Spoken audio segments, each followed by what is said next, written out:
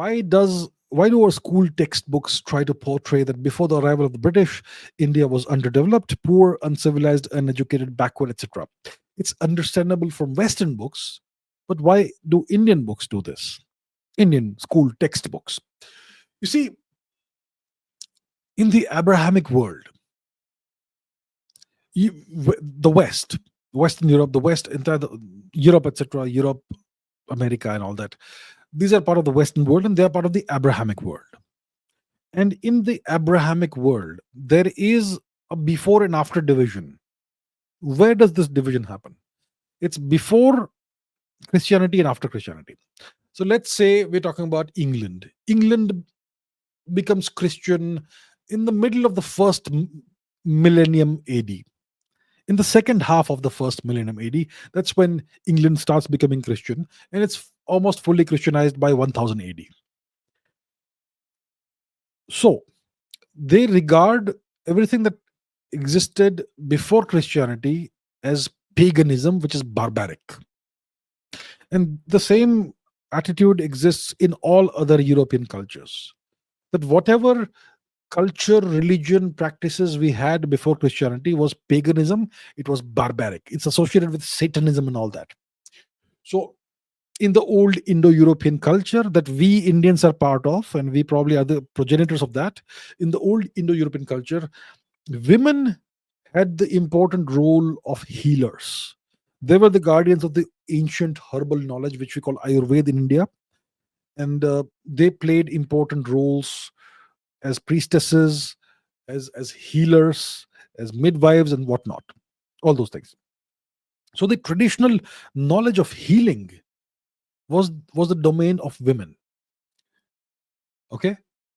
And the same was there in Europe.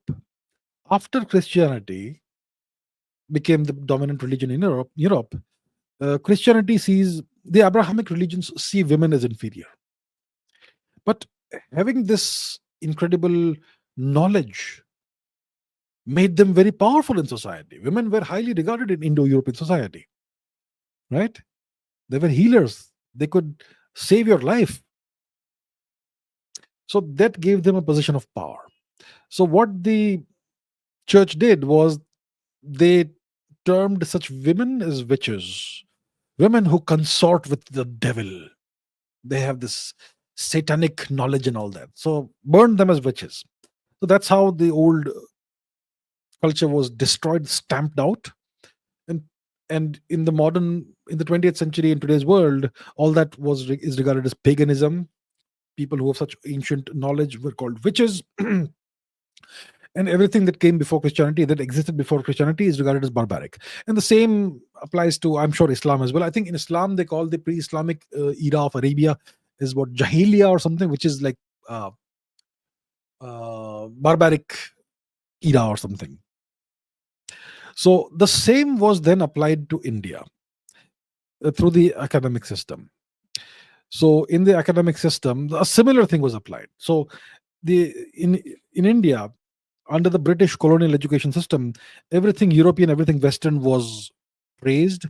The British occupation of India was termed as benevolent and something that served to uplift India from barbarity and primitivity. And obviously they will portray Indian culture as backward, misogynistic, uncivilized, uneducated, poor, barbaric, all that in subtle ways. And the same thing has continued after 1947. We haven't changed our education system at all. The same attitudes, the same thing has persisted. So even today, they say that's what Indian textbooks do. That's what they say. That the British came on a great civilizing mission. We Indians were poor, backward, miserable, barbaric, primitive, misogynistic, patriarchal, casteist, whatever else. And the English civilized us. So that's the same thing that you will see in Indian textbooks today. It's the same thing about before and after. In Europe, it's about before Christianity, which is the pagan era, and after Christianity, which is the enlightened era. And in India, it's about before the British came to civilize us and after they civilized us.